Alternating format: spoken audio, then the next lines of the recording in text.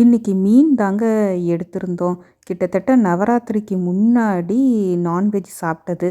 எல்லாம் நவராத்திரி, தீபாவளி, கந்த சஷ்டி எல்லாம் முடிஞ்சு இப்போ தான் நான்வெஜ் சாப்பிட ஆரம்பிச்சிருக்கேன். இங்கேயுமே எல்லா வகையான மீனும் இருக்குங்க. சங்கரா மீன்ல இருந்து பாறை மீன், சாலைன்னு எல்லாமே இருக்கும். நான் இன்றைக்கி பாறை தாங்க வாங்கிட்டு வந்திருந்தேன்.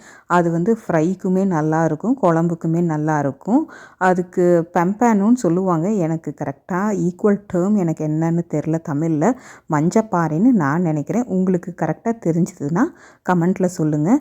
ஸோ ஒரு பாதி மீனை வந்து குழம்பு வச்சுட்டு அனதர் ஹாஃபில் வந்து ஃப்ரை தாங்க பண்ணியிருந்தேன். ஏர் ஃப்ரையர் யூஸ் பண்ணி தாங்க ஃப்ரை பண்ணியிருந்தேன்.